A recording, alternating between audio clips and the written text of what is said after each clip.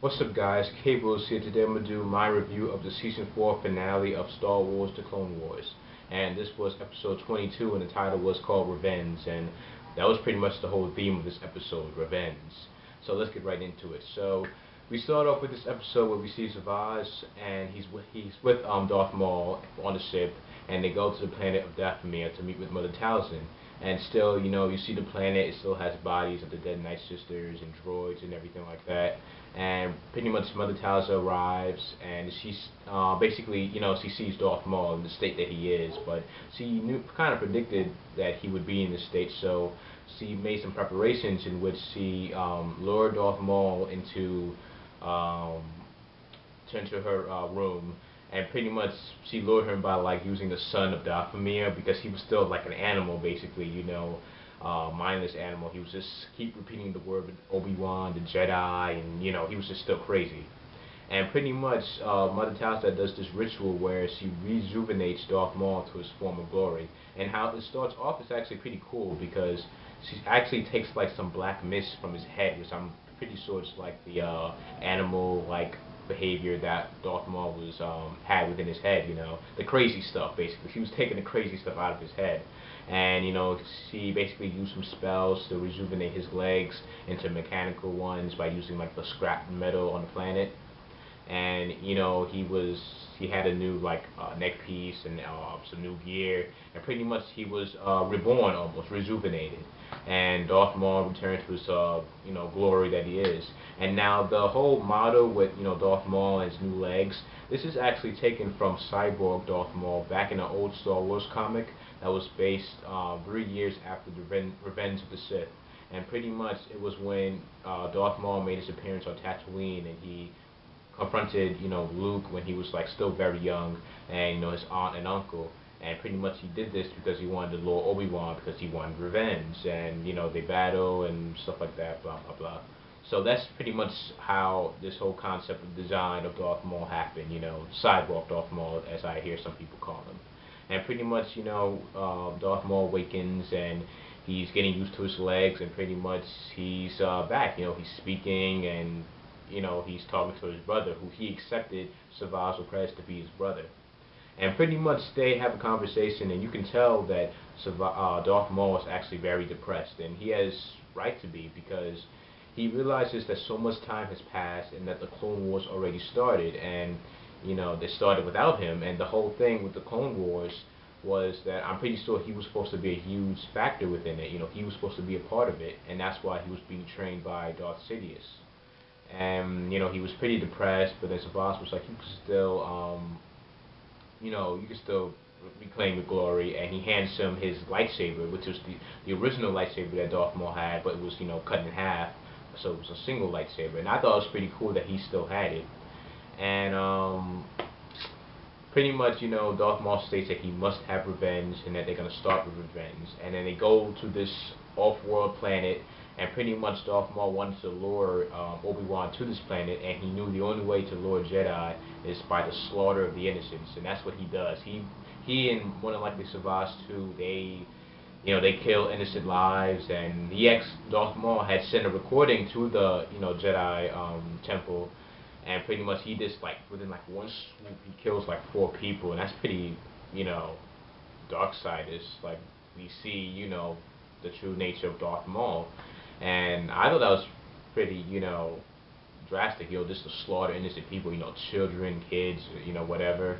And Obi-Wan knows that he has to go there, he has to finish what he started, and Yoda agrees, but he sensed that that Obi-Wan was going to get some help. And Mace Windu had stated that the capture to Darth Maul was very important, and it makes sense to why it would be important, because he knows the identity of the Emperor, the Dark Lord of the Sith. And pretty much, he knows that Darth Maul has a lot of information, and that's why this capture would be so important.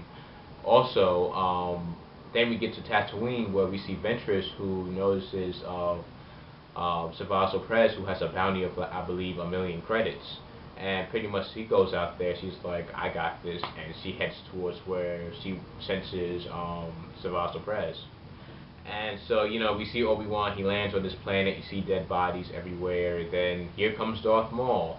And I like this scene because Darth Maul was just standing up high, and behind him was just burning trees and buildings and everything, and it just resembled, everything that he was feeling, this hatred that he feels towards Obi-Wan.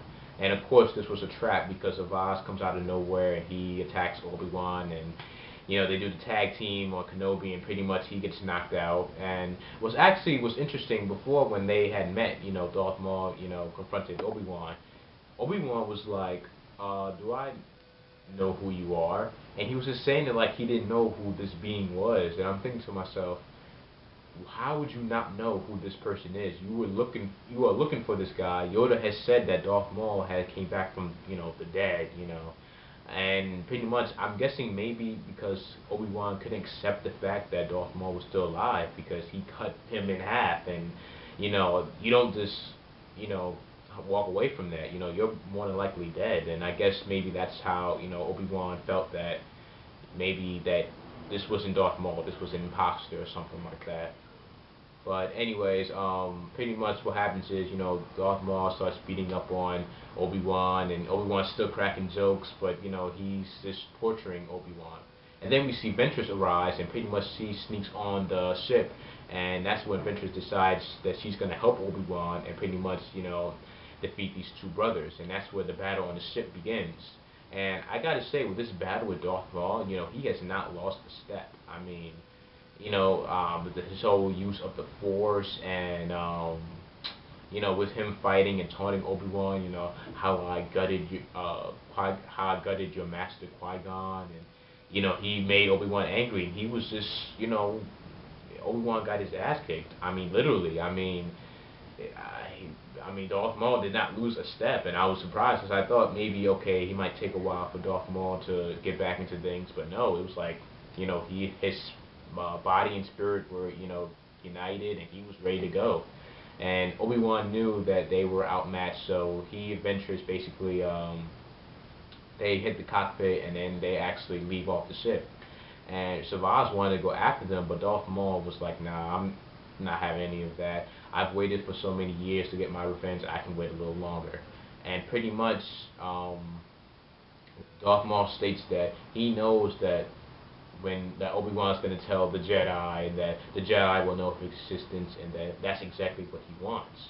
Now, pretty much, I think when Darth Maul says this, I don't think he wants to get the message out to the Jedi, but to get the message to the Emperor, Darth Sidious. And because Darth Maul and Darth Sidious, they were, master and apprentice, Darth Maul knew the plans of Sidious. He knew that more than likely he was going to go and be the Chancellor and everything like that. And I truly believe that he wants to get the message out to his old master that I have returned and I'm back, basically. And I'm pretty sure Sidious, he's not going to care. He's probably going to think of Darth Maul as a failure, basically. He has his eyes on Anakin and stuff. He already has Count Dooku and the whole rule of two that he believes, one master, one apprentice. So more than likely, Darth Sidious is going to think of him as a failure, but still as a possible threat that must be eliminated. I mean, because you have the raw power of Savaz Oprez, and you have Darth Maul, who, he's back in action, and he's going to teach, more than likely, Savaz Oprez everything he knows. And once Savaz has all the teachings of the dark side within him, they're gonna be a dangerous force, I'm telling you. And with Mother Talza, guiding them, who knows what they're gonna do. But overall, I gotta say this episode was pretty good and a good way to end the season.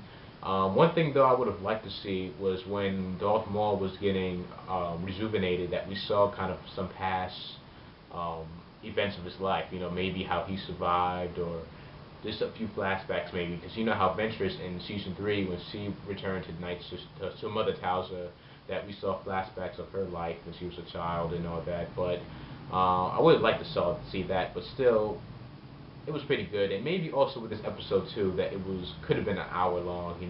Maybe it's filming some more stuff, some more fight scenes, and just more dialogue with Darth Maul and Savage. But yeah, but overall, it was still a good episode. The whole thing, revenge, this whole theme. It was basically pretty well done. I liked it, and let me know your thoughts below. What you thought about this season 4? What you thought about this episode and Darth Maul's return and the future? with him and Savage. I'm telling you, I'm liking the character of Savage, and I really want to see some training with Darth Maul and Savage in season 5. I would love to see that. But anyways, let me know your thoughts below in the comment section below, and please subscribe if you have not already, and please give this video a thumbs up if you did enjoy it, and thank you for watching, and yeah, peace out. Thanks for watching.